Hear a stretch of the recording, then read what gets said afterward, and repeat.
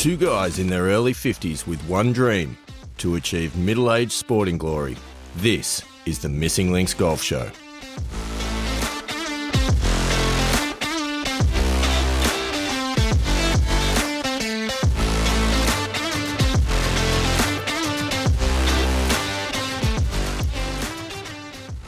Yes, Andy Walker, it is the number one podcast about golf, about two blokes chasing middle-aged sporting glory.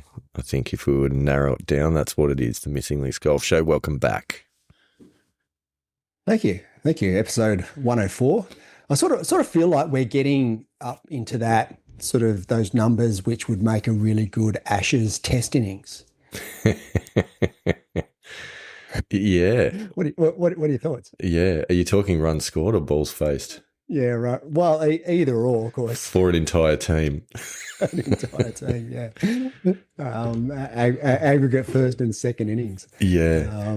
I sort of feel like a 2-day test match that should have been over 5 is probably sort of underselling the fans a bit. But mate, 100%. I'll tell you what, though, on that, and Pilgrims, to all of our English Pilgrims, commiserations. To all of our Australian Pilgrims, I hope you enjoyed the first test. To all of our non-cricket playing nation Pilgrims, just fast forward the next couple of minutes because it's going to make no sense to you. But golf related, I saw today, obviously the test should have still been going, but it's not. And the English team were out on Joondalup, however you say it. Joondalup. Yeah, golf course. I think it's Joondalup. Yeah, over in Perth, having a nice time, having a round of golf. And I just loved some of the comments that were being made on social media. So obviously there were suggestions that perhaps this could have been Joe Root's first century on Australian soil. And then there was... that's quality. Yeah, and then there was another remark which I thought was fantastic. It was like... 8 hours after the rest of the team finished, Zach Crawley is still standing on the first tee, unsure how to get his round underway. Love it. Excellent. Hasn't got off the mark yet. Yeah, which is just absolutely fantastic. So, look, we're one test into a 5-test series. It was, I think it's fair to say, Andy Walker, it was like, how did England lose that game? I don't know. Look, and I...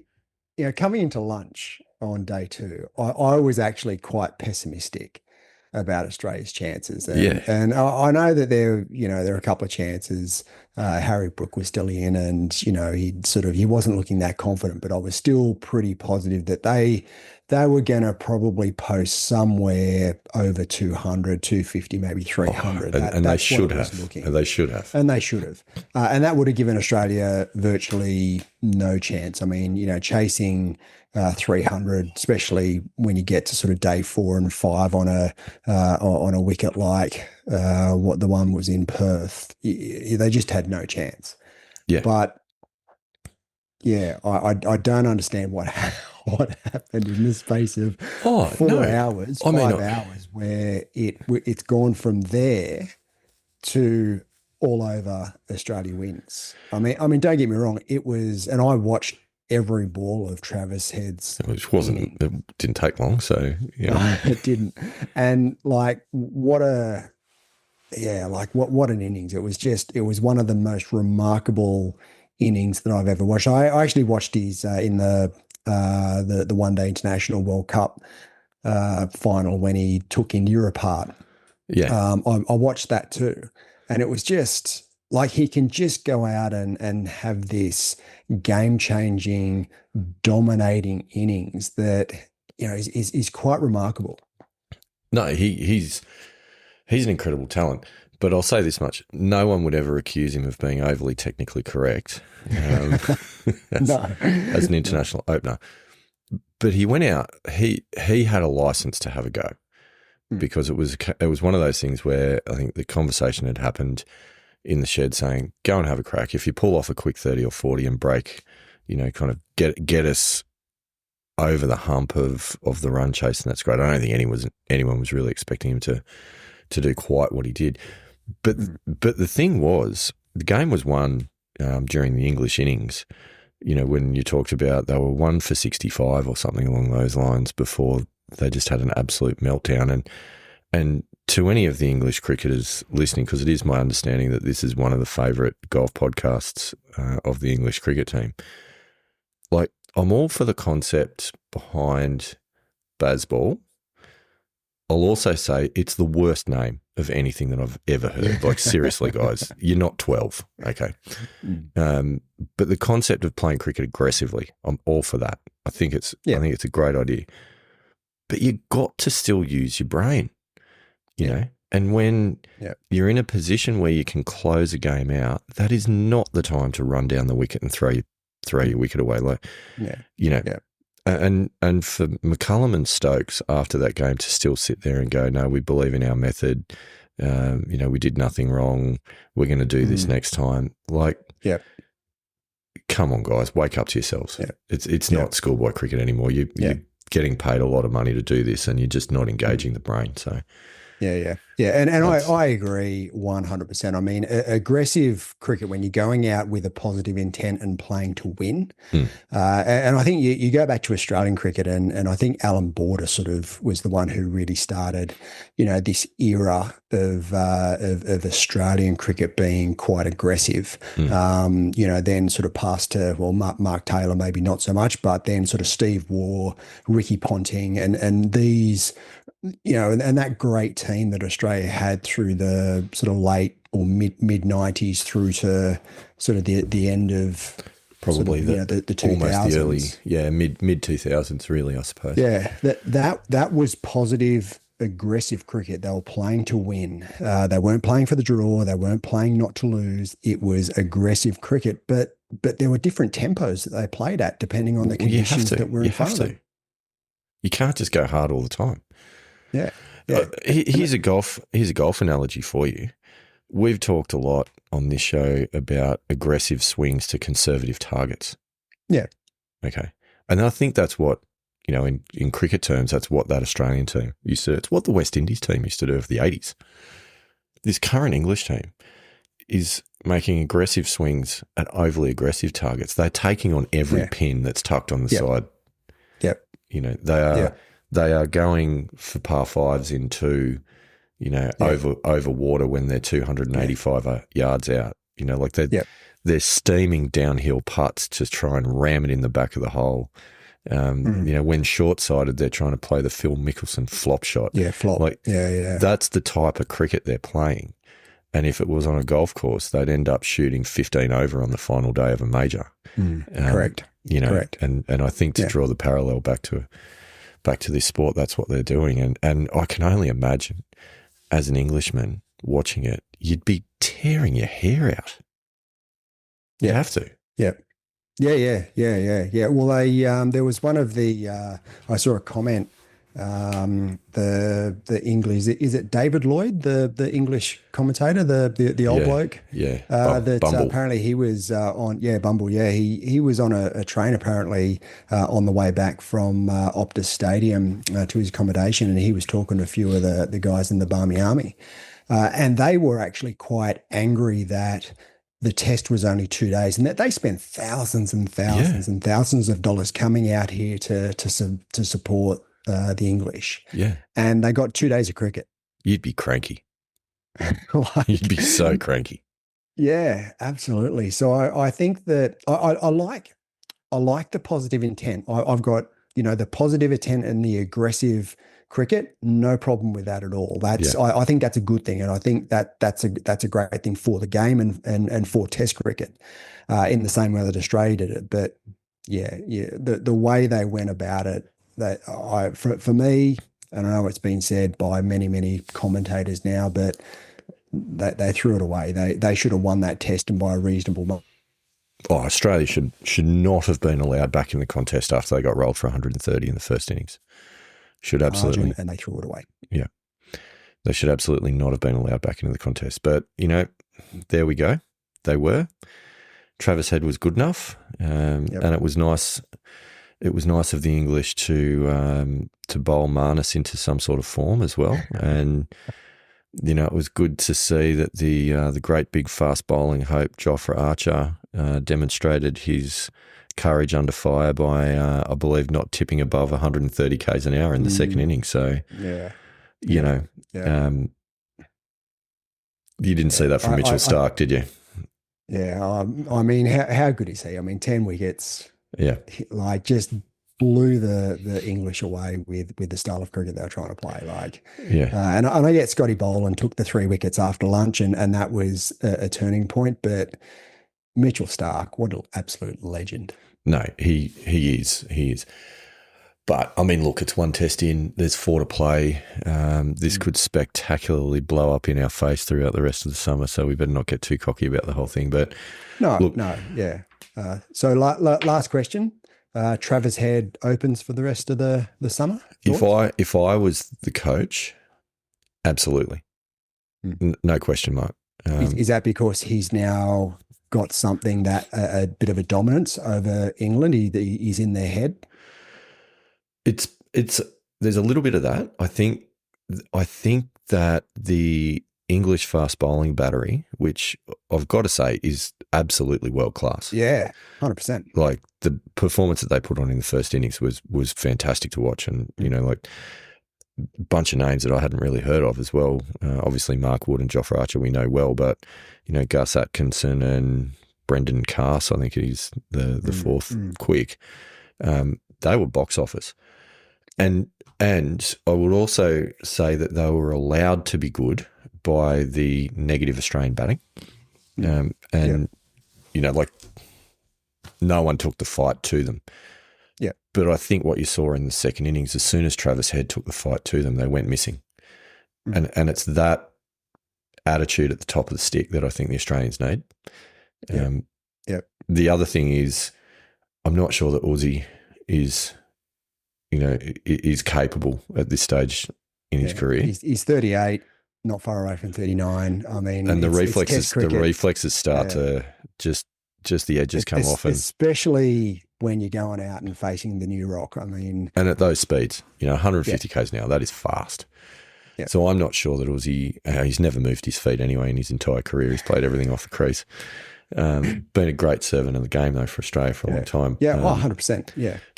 But also then you've got, at the moment, you've got Weatherald at the other end, unproven, new. So neither of those options are really screaming out saying, I need to open the batting for Australia. And I think Travis Head absolutely can go out there and he won't do what he did last game in every innings, absolutely not. But if he goes out and just dominates the bowling a little bit, then I think that gives us an opportunity for the likes of Labuschagne and Smith and Green, to come in and play a little bit more freely. But I would absolutely keep him there. But what about if Uzi, if he's fit, flipping Head and Uzi in the batting order, putting Uzi down the list, down the batting list a bit? You potentially could. For mine, Uzi is probably he opens or he doesn't play type of player, as a lot of opening batsmen are. As having been one myself, I can say that. But I don't know that I would bat him in the middle order. Would you bring Bo Webster back into the side, give you another bowling option? Maybe. Would you look at one of the other players like Matty Renshaw or something like that in the middle order? Like I feel like Renshaw's probably a better option in the middle order than Aussie would be. Mitchell Marsh? There's a lot of good about Mitch Marsh at the moment with what he's done with white ball. So would you put him in front of Bo Webster? I'm not sure. But I would personally keep Trav at the top of the order. I think him walking out just puts a little bit of doubt into the English bowling attack. Yep. You? Would you do it? All right. Well, Sam? Would you do it? Yeah, for sure. Yeah. I'd keep Travis Head there, 100%. And let's be honest, it's what the people want. Yeah. I think, I don't know about putting Uzi down the batting list a bit potentially, but certainly Travis Head and Jake Weatherald at the moment. I think Weatherald looked good enough in the second innings to warrant another chance, but we'll see. I'd be aiming at his pads if I was the English bowlers early on. I sent you that photo of where his head position was on that first LBW, and it was not good enough for international cricket. Yeah. But that's and Archer was just too quick and it was too good for him in that first innings. I mean, that was out every day of the week, and he didn't even look like getting anywhere near it. Didn't get anywhere near it. Yeah. Yeah.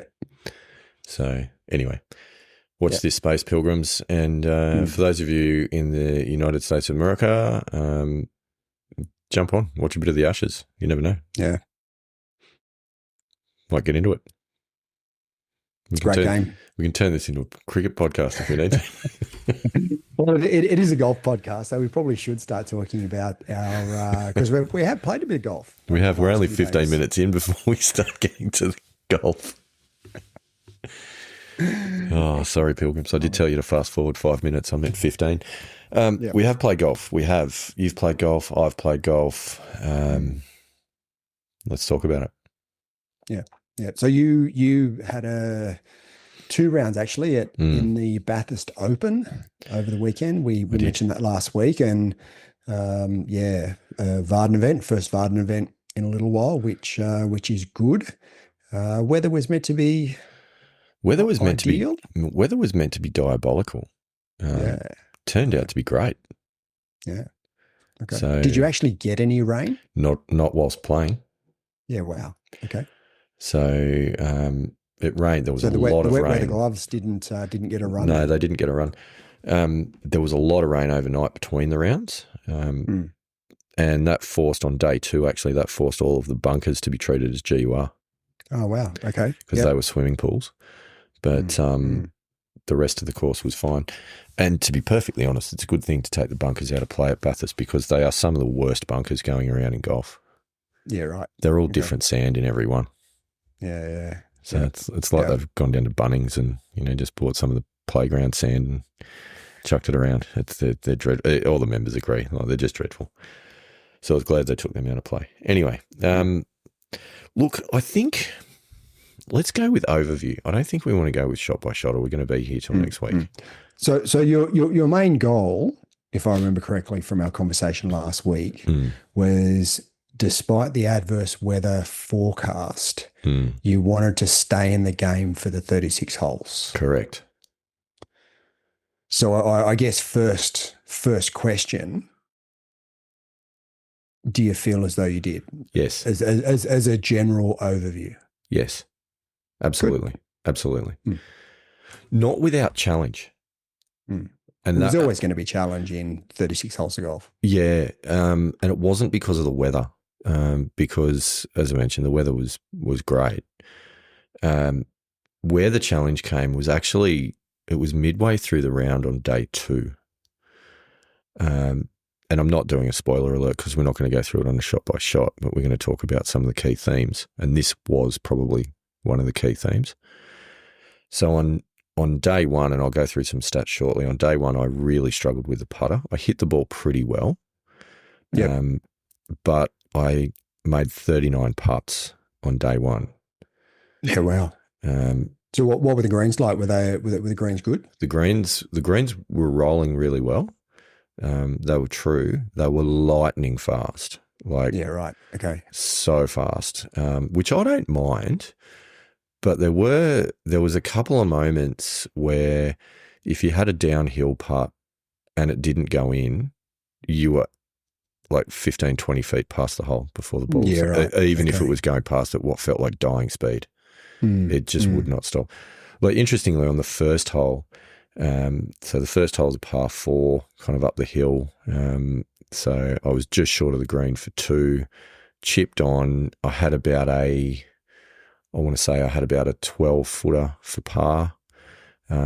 Hit what I thought was a pretty good putt, didn't take the break, and it went about 4 feet past the hole. And that was uphill.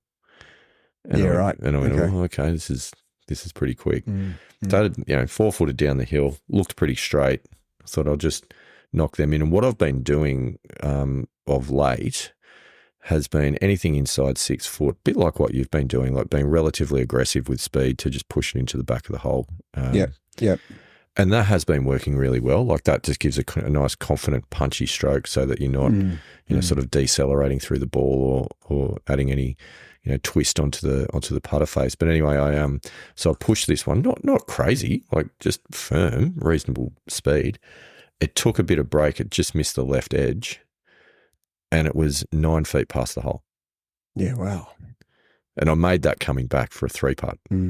Yeah, right. And it was like, wow. So like that was a double. Is that because the pins were on little slopes? Because sometimes they were. The greenkeepers can trick up the greens, and I really don't like this behaviour and strategy by greenkeepers, and certainly in these sorts of events, Varden events, and the like, where it's the premier event of the club in the year. The course is set up and it's really tricky. Like they'll put the pins on the slopes of the greens where you just look at it and go, that is so unfair. Yeah, there were a few like that. I wouldn't say that they were all like that, but there were definitely a few that I would say were not that far off unplayable. Like they were. Yeah, right. There was. And what's interesting about Bathurst, I guess you could say this about any course, it's not your home course. It's sometimes very hard to read subtle breaks. Like it's easy to read the big breaks, you can see what's going on, but there's some which are just a little bit this way or that way. But in fairness, that doesn't explain the 39 putts. Like there was 2 things that I struggled with. One was I really did struggle getting the speed on the greens. The difference between uphill and downhill was substantial. And, the lag putting was not great. And then I don't think I really made a lot outside of, 3 or 4 feet. So, and then that starts to get in your head and your confidence drops and you start to, have all sorts of issues with that. That was a real battle. I did give it some good thought overnight and I went back on day 2. And on day 2, I had 32 putts. Okay. I'd actually putted well. Unfortunately, I had some issues off the tee through the middle of the round. I was going to say, does that mean you had 7 shots better or? Well, no. Unfortunately, I had 1 shot better. So over the 2 rounds, I shot 89 on day 1 and 88 on day 2. So they were disappointing scores. Yeah, consistent. Don't we all search for consistency in golf? They were disappointing scores. And this is where the battle came in. Partway through day 2 when I'd started all right. Oh, actually, no, let me go back to day 1 first. I want to tell you a story about one of the holes on day 1. This was a real highlight. So it was, let me just get the course map up here. It was on the 6th hole. The 6th hole is a par 4, kind of go up and over the hill. So you're hitting your tee shot uphill to the crest of the fairway and then you kind of go downhill all the way to the green.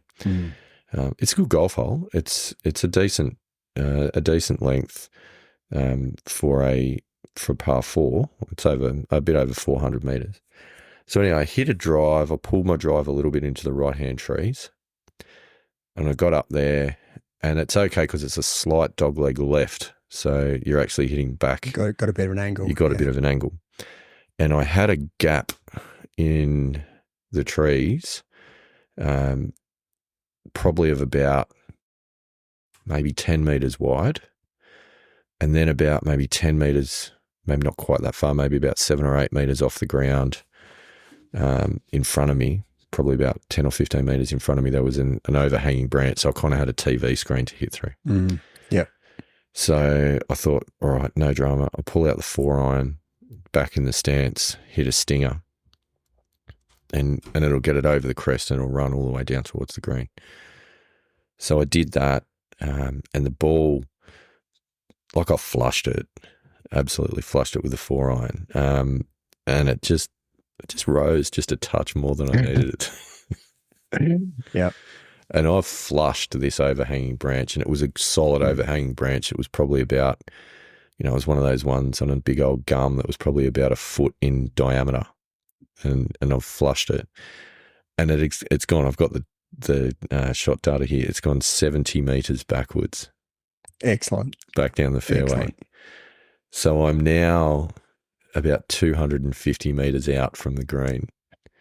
So do you feel like the the ball strike was better or the ball striking the tree branch was better? It was both impressive, and it was a good sound as well. Like it was a good crack off the bat. Yeah. So anyway, I hit a good 5-wood then to just short of the front of the green, chipped on 2 putts, and it was a double. But I'm like, how often do you hit a shot 70 metres backwards? Like we've all hit a tree and, kind of ended up back near where you are or something, but 70 metres backwards. 70 metres is a lot. That was significant kick in the pants. So that was a little bit disappointing. But look, on that day, what did I do? I think I made 6 doubles, 6 pars, 6 bogeys, something like that. And it was there or thereabouts, but it just wasn't, putts weren't dropping. As I said, 39 putts, obviously they weren't dropping. So is it fair to say that that was probably the worst score you could have made? Oh, absolutely. Like I felt like, it was an 89 that should have been about an 84. Yep. Realistically.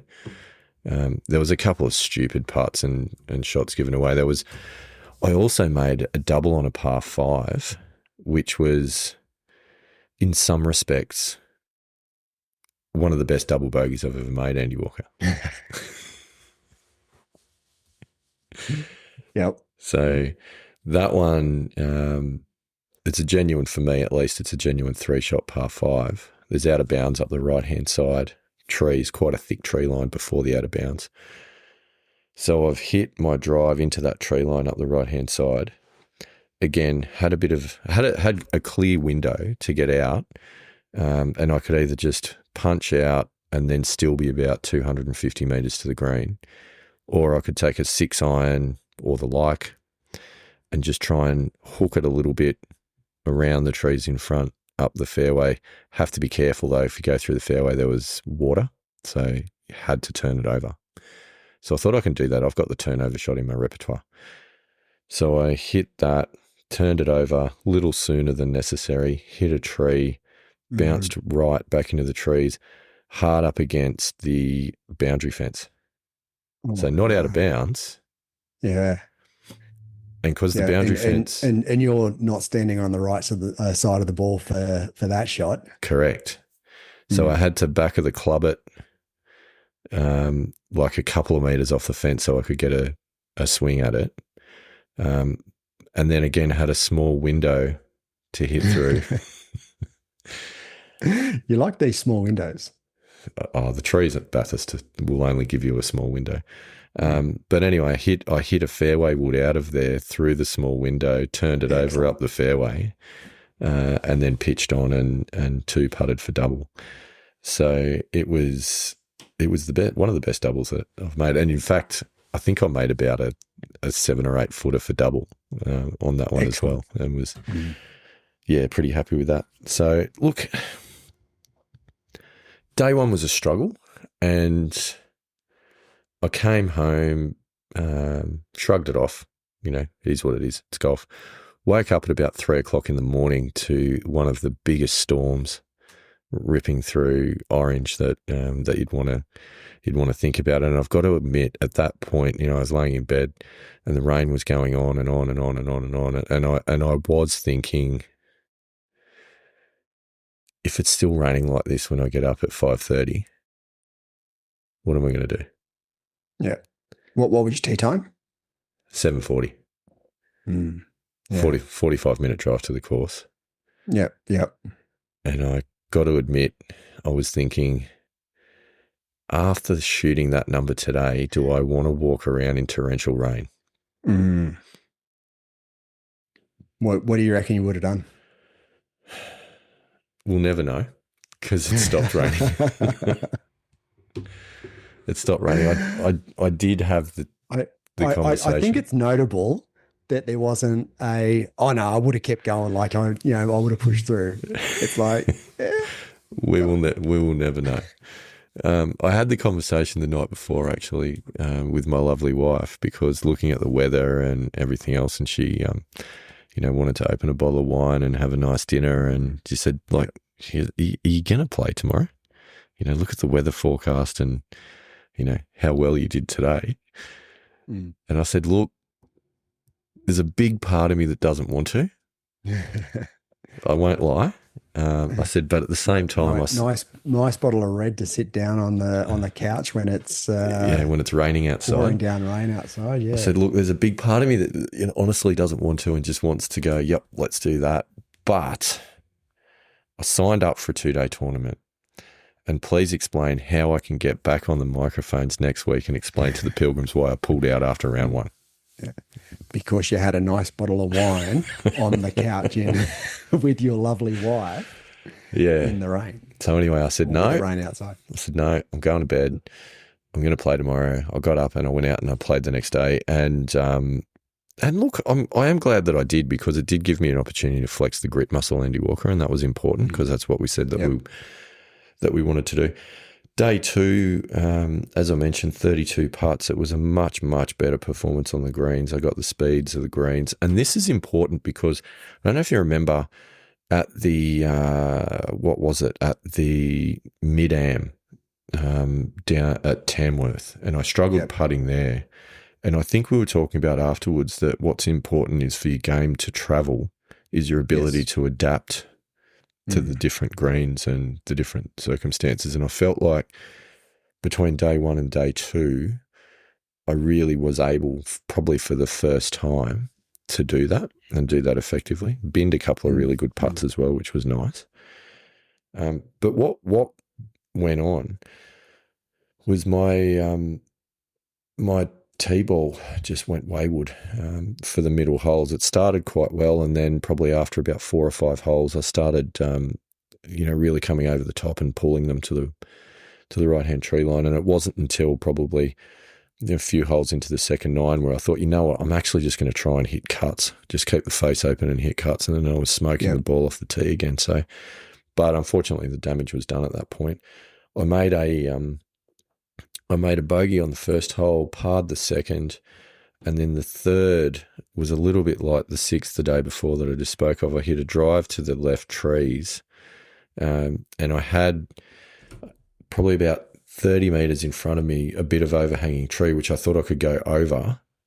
So I had 9-iron to get over that, flush the 9-iron, would have comfortably got over that. But there was also an overhanging branch much closer to me that I thought was completely and utterly out of play. Yeah. It was not. And so that was a similar scenario, but it just went deep into the trees, and then that ended up being a triple. And that kind of hurt. But I did grind it out, and I think on that round, I made the triple and I made 3 doubles, including one on 1 and one on 18, which was disappointing. No, actually, I started on 10, so that would have been on my 9th. But I made another double on the 8th, a short par 3, which was just a poor tee shot, and then bladed a chip across the green. But other than that, it was some pretty solid golf. So, it's not far away. I think a good round or 2 is not far away, but it's just frustrating that it's not coming at the moment, and there's still bleeding shots. And it's difficult when you're in that, I guess, on that plateau. It's difficult to have those good rounds in a Varden event, championship conditions, stroke play. Oh yeah, for sure. Difficult pins. It's difficult to have that, that ceiling or floor breaker, depending on which way you're looking at it, to be able to get yourself to that next level. So I think this is just adds to the experience, to the to your ability, I think, to deal with these championship conditions. But if I can make 2 comments just on what you've said there's 2 things that really stick out. With putting, and you said that in day 2 you really got the speed of the greens and you improved dramatically, and that sort of you feel as though that your putter can now travel with different green conditions. For me, the importance of a practice round. comes into its for own sure. there, because if you had to play a practice round first, and I know, there's work and other sort of family commitments and the rest, so that's unlikely. But, when we start going to play in some bigger events, and maybe we're talking about, the senior amateur next year, or maybe the mid-am or something like that. No question about having, that. Having a practice round to be able to get used to the conditions, especially the green conditions, and how they're rolling and how they're turning, and where the grain's going and all the rest. That's super important, so that in round one you can hit the ground running, and your putter that you had in day two potentially could have been your round one with a practice round. 100%. So that to me 100%. is a pretty obvious observation. The second observation that I had was, and you mentioned that through the middle holes, your driver went a bit AWOL, but you're able to then adapt and come back and hit some good drives to finish with. That to me is really key as well, is that halfway through the round, you're able to make some subtle changes, adapt to the way that you're swinging the golf club, and still get a result out of it. That's a skill in its own. Yeah, and I've got to say, even a year ago, there's no chance I could have done that. Because it just would have been, I'm hitting the driver badly today. I don't know what to do. Keep just trying harder. But I have, because I have had a few issues lately after, as we've talked about on a number of episodes, the driver's been a really strong part of my game for a while, and then it did go a little bit AWOL a few rounds back, and I've been working on a few different things to try and get control of it again. And what was interesting is, a few 9-hole practice rounds over the last couple of weeks, I'd been hitting a fade shape. I'm blocking it a bit as my miss. And then in round one, I did not miss anything left. I missed a few right, but I missed nothing left. And I didn't even have so much as a hint of a fade shape.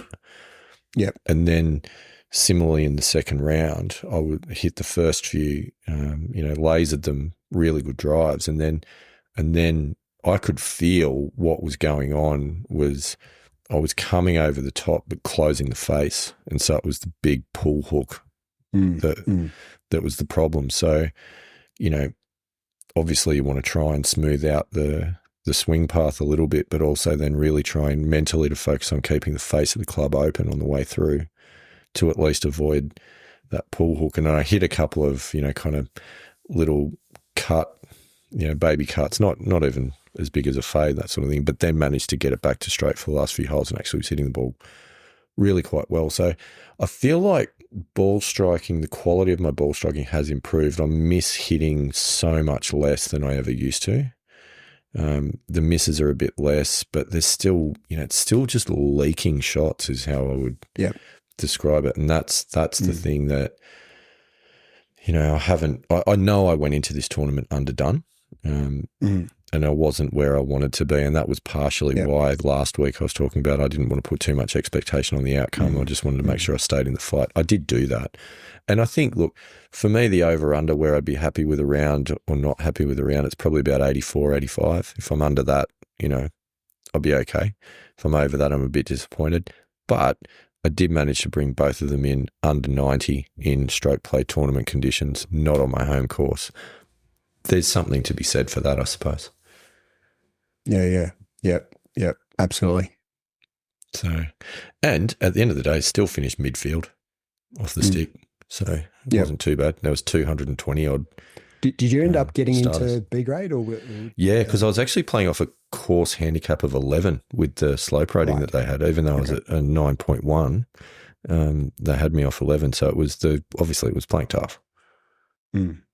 Yeah. So that's good. I think again, any sort of experience in championship conditions with stroke play, I think is just going to add to that experience level and just compound to a point where when we get to these bigger events and, the likes of the senior amateur and the mid amateur, you're going to be able to draw on these experiences.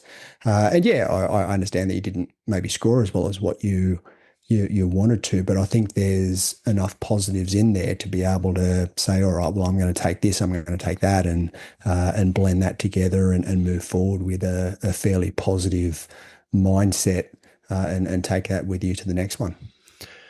Yeah, there were a few. I won't lie. There were a few moments halfway through that second round where I, had the demons coming in pretty solidly with a bit of, negative thinking. But I just tried to bring it back to one shot at a time.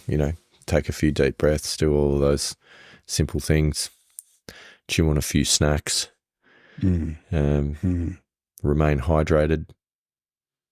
Anyway. We got through.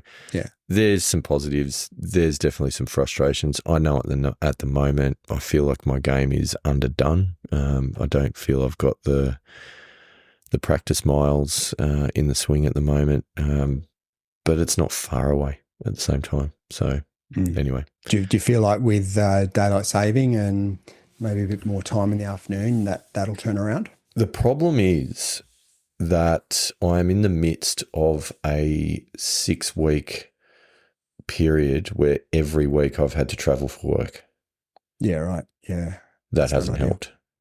Yeah. So, still got a couple more weeks of that. So hopefully through January, there'll be a bit more opportunity to get out there and have a few practice rounds. It's disappointing when work gets in the way of golf. Isn't it though? It's very frustrating.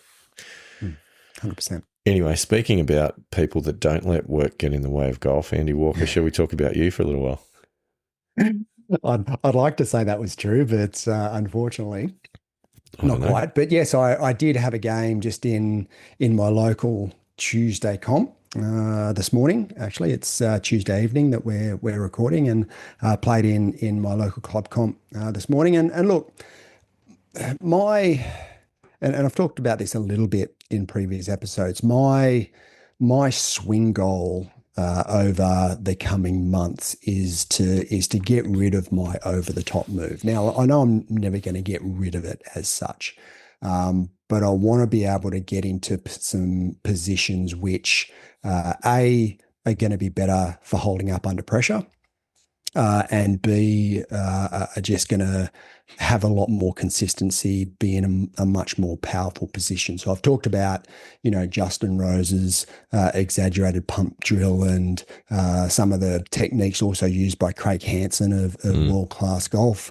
So I'm still working on those sorts of things. So talking about, at the start of my downswing, moving my hips more laterally, so it feels as though my shoulders are a bit more closed off, and dropping my hands and arms in a bit more behind me, rather than or at least having that feel, rather than coming that over the top move where it sort of feels as though my shoulders and hips are have turned way too quickly, and then I've got to slow my hands down for the club head to catch up.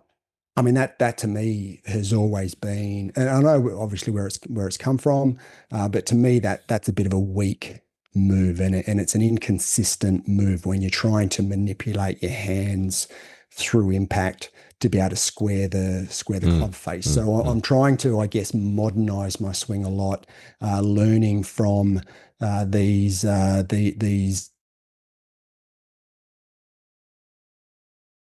teachers and coaches that I have techniques to offer, and then integrating them into my own swing. And I sort of feel as though I'm good enough and I know enough about my own swing and where I'm at and where I need to be able to implement that knowledge myself. And with, the Golf Swing Replay app and, just the normal camera on my iPhone, I sort of feel as though I've got the resources to be able to figure it out by myself. And in the High Performance Center, I've actually been doing quite a good job. I feel as though it's coming along. I mean, when I first get in there, I sort of struggle around a little bit with the feel, but sort of by about halfway through my practice sessions, I actually feel as though I can get some really good feels, and I'm in some really good positions through my swing. So with that backdrop, that's what I tried to take out on the golf course this morning. However, I quickly found out that what the feels that I'm having in the second half of my my practice sessions in the high performance center aren't transitioning to the golf course in competitions at the moment. My first, I'll say, 11 holes were, I mean, I felt like I had a snake in my hand whenever I was over the club. No, It how was bad's just, that? it was not good. I mean, look, don't get me wrong. I hit a couple of really good quality shots. I mean, on the second hole, par three, it was only 127 meters, absolutely striped a 9-iron to about 80 centimeters and made birdie, which is great. But there was also a lot of, just spinning out, just feeling as though I was out of control. I would try and have a practice swing and feel as though, feel the movements I wanted and the positions I wanted. And then get up over my tee shot or my fairway approach shot and just completely put a different swing on it, and they were just going everywhere. I actually on one of the other par threes, the fourth, we had 134 meters to the flag, and I quite literally bladed the shot. It wouldn't have got any more than 10 feet off the ground, all the way to then went through the back of the green. And I haven't hit a shot like that for a very, very long time. Yeah. My Titleist had a nice little smile in it when I got up to the green. It was just, That's not good. It just, I don't know. I was at a point where I'm just like, I can't continue on with this. And look, I mean, I was sort of scrapping around. I was only 5 over through 11. I'd had a couple of 3 putts as well, which sort of didn't help. But between the just feeling as though I had absolutely nothing with my swing, and I was trying to fix it, and I think I was trying a bit too hard to fix it. I know that feeling. Yeah, and and the other thing as well is that with this, the moves that I'm trying to make, because it's a more powerful swing, and especially my approach shots are going about half a club further when I get it into the slot. So the other part of that is that, do I play for getting it into the slot, or do I play for my old swing where I spin out of it and come out over the top, and my sort of, decelerating my hands for my club head to catch up, which then, I'm going to end up short right with that shot. I think you know the answer to that question, and until such time as you're going long, you play for the old number. Yeah. So then, I'm standing over my approach shots, especially not actually feeling confident of what I was doing. How bad's that?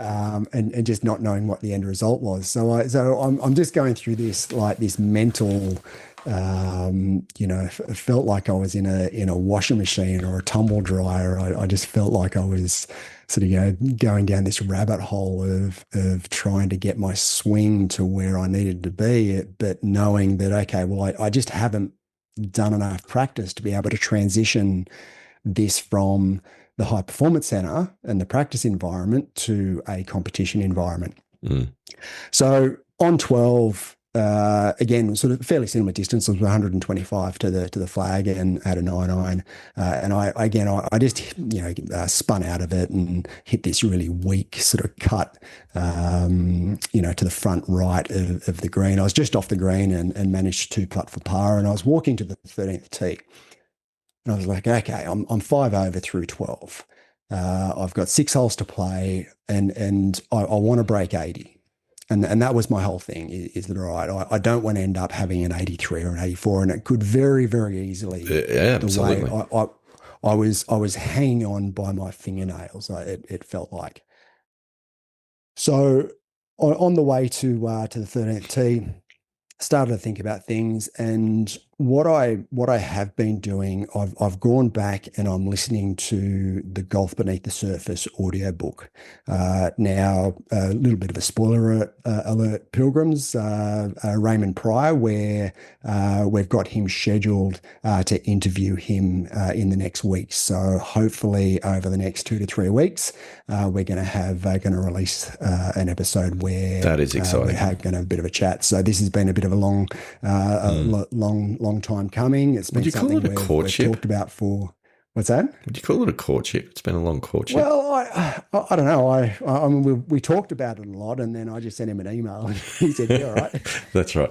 I don't know if that's a courtship. It hasn't actually taken a lot of effort. It's just taken someone to do something, to reach out and say, "Hey, do you want to come on the show?" Yeah. And one of the things that's really stuck out, and also from listening to now most of his podcasts, is giving yourself the mental space to swing freely. Yeah. And I thought about this between the 12th, and there's a little bit of a walk between the 12th green and the 13th tee. And I started to think about this. And I thought, okay, well, is that where you're at mentally at the moment? Are you giving yourself the space to swing freely? And the obvious answer, I mean, there wasn't a great deal of silence in my head. It was just like, no, I'm not. So I went, all right, forget the swing changes. What my goal is for the next 6 holes is to give myself the mental space to swing freely. And I stood up on 13. Now 13's my nemesis hole. Sure with is. the water all the way down the left-hand side. And I have been hitting 4-iron off the tee into the fairway, and it's usually only about an 8-iron into the green. So it's not a long hole from the forward markers. And the reason I hit 4-iron is that there's one of the fairway bunkers that I aim at is a little bit over 200 meters from the tee. So what I normally do is I just normally aim at the fairway bunker and hit it with a normal swing, and I end up in a pretty good position.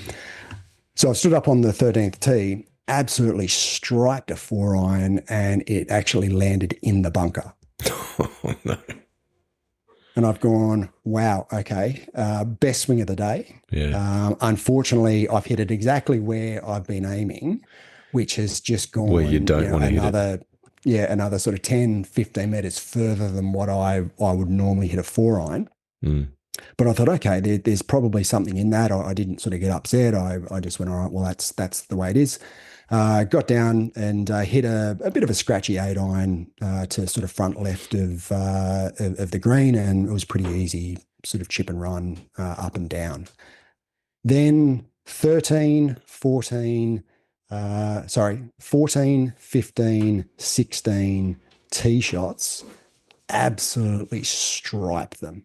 Like, 3 of my best swings were equally as good as my tee shot on 13. And all of a sudden, I'm going, okay, I've given myself just this freedom to be able to swing as I need to on the day. Now, don't get me wrong. I did feel my old swing. So my body just went back to what it knew and what my old swing was. So I did feel the over the top. I felt my hands slowing down through the impact zone and letting the club catch up. But that was fine. It was coming out of the middle of the club and as I said, ending up in a really good position. So then on 17's that par 3, I hit a bit of an ordinary tee shot on 17. I was a bit lucky not to end up in the water. But still, I was just off the fringe and 2-putted for par. Again on 18, took my 3 utility, absolutely striped it down the middle of the fairway. And then my approach shot into 18. I was in between clubs, and I was just really unsure of what I was doing. And I had a bit of an ordinary shot to the right and didn't get up and down and made bogey on the last. But I made par. So 13 through to 17, I made par and then bogeyed the last. So I ended up having 6 over 78, which, I walked off the 18th green and went, I didn't love the score. I wasn't like, oh yeah, I played really, really well today. But A, I achieved my goal. I broke 80.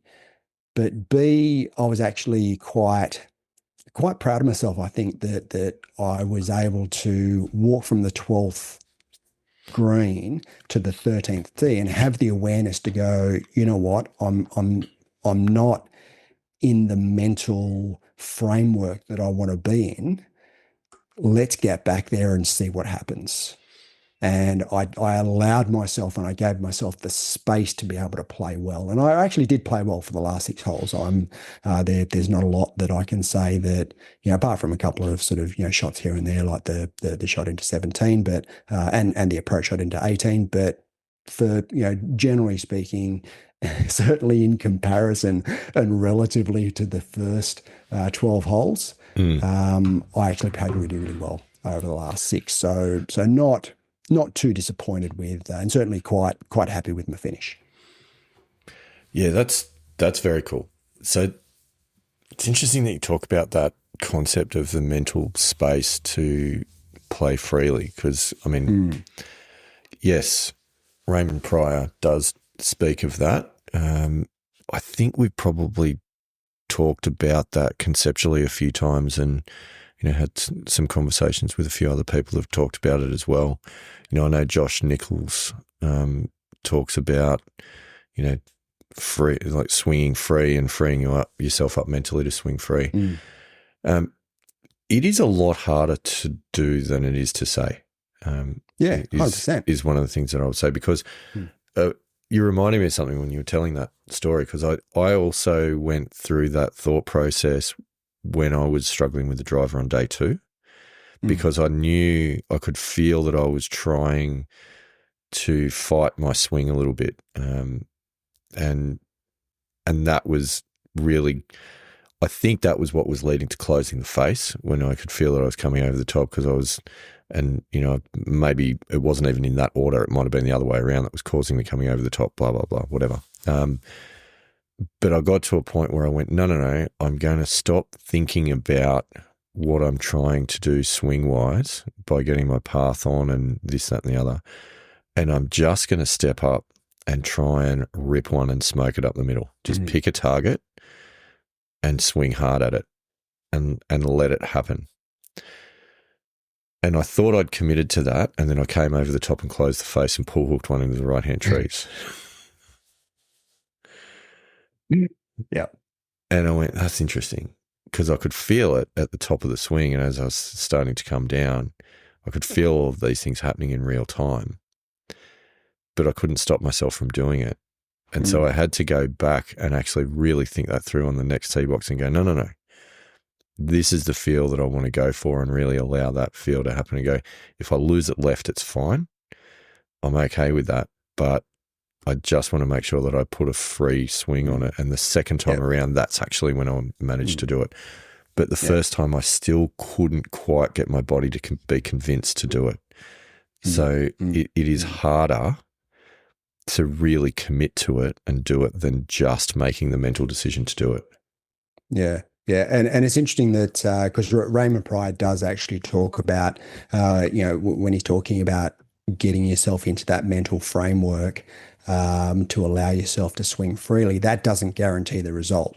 And that's 100%. Where the acceptance side of it needs to come into it, in that while you're putting yourself into that mental space, you still need to accept the fact that the future is uncertain, and whatever shot you play potentially could have, what you perceive as a negative result. So that and that in itself, is it's very hard to wrap your head around. But I certainly think it's hard to commit to when what you're trying to do is to stop having bad outcomes. Okay. At the end of the day, like, you're having a round where things are going a bit haywire, and you're going, I want to stop having bad outcomes. So what am I going to do? I'm going to embrace the possibility of having bad outcomes. Yeah. Yeah. That's essentially what you're doing. It's the opposite of what we've been taught to do as humans since the day that we were born. Correct. Yeah. Because what normally you would do is go, I'm sick of having bad outcomes, so I'm now going to put in place a number of strategies to prevent those bad outcomes from occurring. And that should therefore by default deliver me good outcomes, which does not happen in golf. No. So we have to say, I'm sick of having bad outcomes. I'm therefore going to disregard the concept of outcomes and embrace the fact that I may still get bad outcomes, but I'm going to get good or bad outcomes by not being caught up with what outcomes I'm going to get. That's mind-bending, but that's essentially what we're saying. That's why it's so hard. So the big takeaway, I think, that I've got from today, because the way I've gone about swing changes in the past is that I've committed to them, and I've just, I guess, accepted that I may not play well through the time of having swing changes. But today sort of shifted my focus a little bit in that I'm still committed to making these changes and to get into the and to modernize my swing when I'm practicing and when I'm in the high performance center. But when I go out and play, I'm going to shift my mindset around to, okay, well, I'm now sort of done with practicing for these swing changes. What I'm going to do when I go out and play is try and work, put myself into that mental framework of allowing myself to swing freely and not really having those swing change thoughts and trying to get myself to get into those positions, just allowing myself to swing freely and just to accept whatever the outcome is. So on that topic, on the first 12 holes, when things were a bit of a struggle, from what I'm hearing, you were thinking about the mechanics of the swing change still? And had a few swing thoughts in your head of, this position, this position. And it wasn't really working. In the last 6 holes, what was the thought process over the ball? What was going through your head? Not a lot, to be honest with you. It was trying to relax my body and relax my muscles as much as I can. I had a couple of connected breaths as I was sort of lining up my ball with the target, and as I sort of walked into the ball and stood over the ball, my predominant thought was just relaxed and try and have my muscles as loose as what they possibly could. And then as I sort of took the club back, my mental thought was swing freely. That was really it. So there was no technical swing thoughts really at all. It was more around just letting the tension go, being relaxed in my muscles, and just swinging freely, and that was all. And when I was actually swinging, that was my predominant thought, just to swing freely. That was it. All right. So here's another little observation from listening to your story. You were talking about before, when you do get it into the slot, and make that move that you've been working on, that your ball travels further, like another half a club further.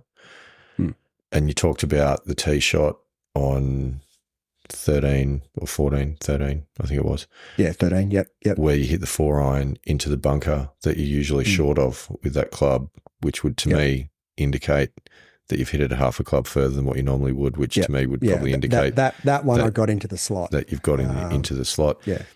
When you are relaxing and allowing your body to actually then execute the skills that you have been practicing, and then it's coming in, but when you're trying to force it, it's not coming in. So that's potentially... And that did happen on the 13th tee, but I have to say that for the majority of the other shots that I played, that wasn't the case. I felt my old swing and my old tendencies coming back in, because there wasn't a focus on the new positions that I'd previously had. So, but it'll creep in. It'll creep in once the muscle memory well, interesting that I use that phrase, having Raymond Pryor on in the next few episodes. He'll argue against muscle memory. Yeah, and he's right. But the ingrained mechanical movements of your body might be a different way of saying it. Will start to change. Correct. You just can't force it. So for me, for me now, it's about putting some definite walls in between, okay, here I am in practice and this is what I'm practicing to be able to make certain moves, to be able to modernize my swing, to be able to get it into the positions that I want it to. But then when I go out and play a competition, I'm putting a wall in and I'm drawing a bit of a line in the sand. And as soon as I walk over that line, it's okay, that's not my focus anymore. My focus is to put myself into a mental framework to be able to swing freely. And I've never approached my game like that before, which I think today's been a bit of a, I don't know, turning the corner is the right word, but sort of mental shift. You've had an epiphany, Andy Walker. A light bulb. Yeah, which is cool. That's awesome. That's really good. And I think it's one of those ones that people will be listening going, duh, you practice your golf swing at practice and you don't play golf swing during a tournament. You go out and play the ball. But it's easy to say. It's very, very hard to do. Yeah, correct. Because I know of late, I've been, and this is not good for me with my style, I've been getting way too internal over the ball with things, which has been a bit of an issue rather than just slapping it, letting the body self-organise. Got to get back to that. Yep. Because I know when I'm playing well, when I'm hitting the ball well, I know when I'm doing that, I'm not thinking about mechanics at all. Yeah. Yeah. And I think when you're in the heat of battle out in the golf course in competition, especially championship conditions, you can't be thinking mechanics. It does not work. And that doesn't work at all. So, one other point I'd like to raise, which I'd sort of flagged, pardon the pun, is today was actually a flag round. But what I have done and what happened is my 2 under from last year dropped off my top 20. And I've gone from a handicap of 2.5 to 3.3. Blowout. Yeah. So I had a bit of a blowout, even though today was a flag round. So 33 points. Next round coming off my top 20 is the Camden Seniors, which is a 1.8 gross differential. So I could see my handicap getting up maybe into around the 4 region in the not too distant future if recent performance is anything to go by. It's funny that you raised this topic because over the past 2 rounds that I have played, my first round from last year's country championships, which was a 6.1, I think, or something like that, at Parks, dropped out. I did not replace it. Yep. So that's seen my 9.1 blow out to a 9.8. The next round I play, I've got my second round from those country championships, which was a 9, I think, differential. Yep. So if that doesn't get replaced, then I'll be at 10. Yes. Back to where we started. Double figures. Well, my concern, especially in 2026, if I'm going to get into the New South Wales Senior Amateur, given what the handicap cutoff was this year. Oh, I know. And next year it's at Wollongong and Shell Cove. Right. Yeah, so I've already had a bit of a look. They've just released the Golf New South Wales events calendar. Yeah, I had a bit of a look at that on the website. So yeah, I'm feeling a little bit of pressure if I'm going to be. I think I'm going to be a very outside chance at that. New South Wales Senior Amateur next year. I don't know. It's going to be an interesting little couple of months to see where that all ends up. I have taken the attitude, though, for the short term, I'm actually going to stop thinking about handicap and where it's going. Mm. and actually just keep the focus on trying to improve as a golfer. Yep. Let the handicap do what it will do. Mm. Because I just think it's a bit counterproductive because it leads to such outcome-based thinking and puts so much pressure on scores. Yeah, and I agree with that, and I don't play in any competition around thinking about my handicap, to be honest with you. Yeah. But it's just it's this little period now where I've had a couple of the low flag rounds drop off, and it's seen my handicap go north a little bit, sort of more than what I'd like it to, and knowing what the field was this year in the New South Wales Amateur or Senior Amateur Championship, I'm mindful of it. So it's come more, rather than being, oh yeah, I'll be right, it's now sort of come more, not front of mind, but it's certainly there in the back of my mind going, I wonder how that's going to work out. But at the end of the day, if I miss out, I miss out. I'm not. Yeah, exactly. I'm not overly concerned by it. I've actually been through the year next year, and there's actually quite a lot of, especially the senior amateur events that I really want to play in, and hopefully it'll be an injury-free year, which will be nice. The first for a podcast. So that'd be nice. Good things hopefully for 2026. But I'm over Christmas, I'll probably map out my year. I've already identified a couple of events in the first half of the year, and then over Christmas I'll look at the back half and hopefully put together a bit of a schedule of rounds. I'd like to play in at least 10 senior amateur events throughout the year, and that should then, from an order of merit, a senior order of merit perspective, be able to maybe get me with some decent golf, in maybe the top 20-ish. Certainly lofty goals, Andy Walker.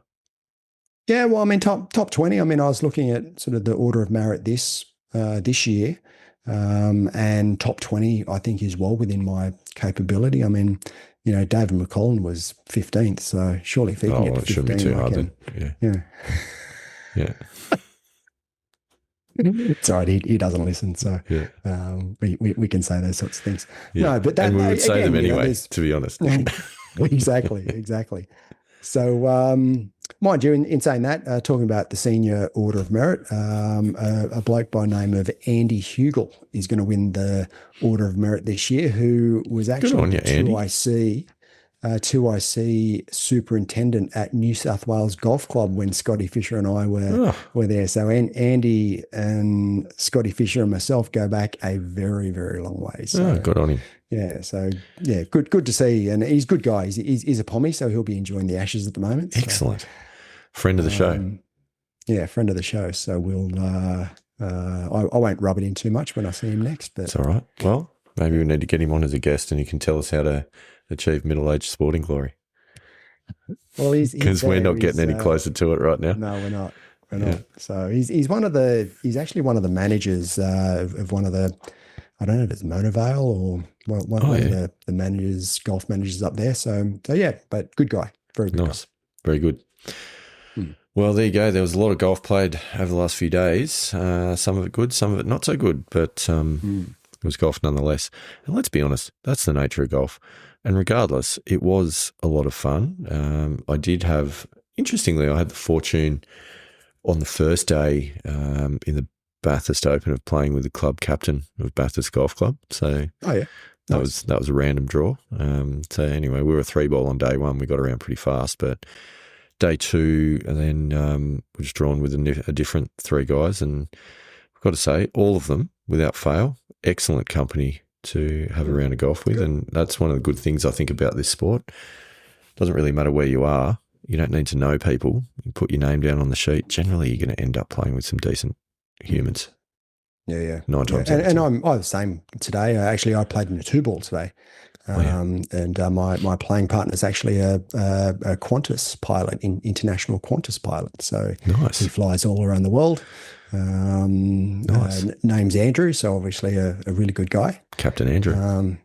Yeah, so he's decent. I mean, he didn't play that well today, but he actually hit a couple of really good shots, which showed he can certainly play. But yeah, he was a good guy. So yeah, you're right. You can play pretty much anywhere in the world, and I think the golf community is the same the world over. There's a lot of really good people who play this great game of ours. 100%.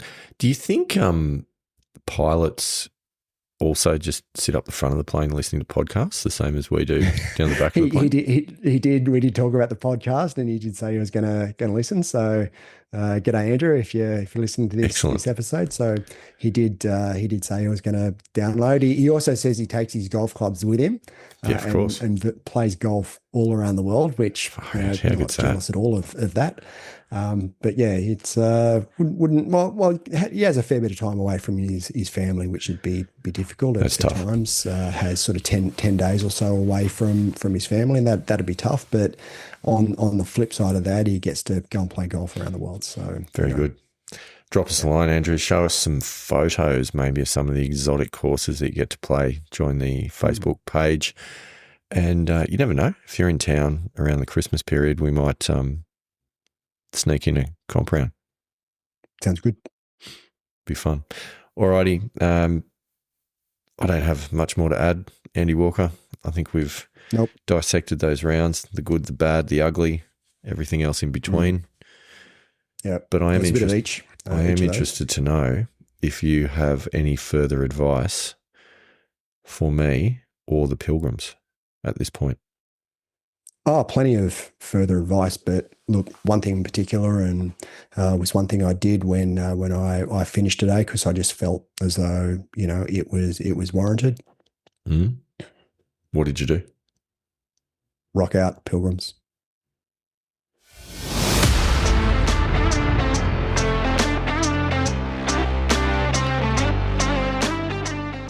Thanks for listening to us today. We love hearing from our Pilgrims, so please reach out to us through any of the links in the show notes. We know golf is hard, so we hope we can help you shoot better scores and inspire you to keep trying. Rock on, Pilgrims.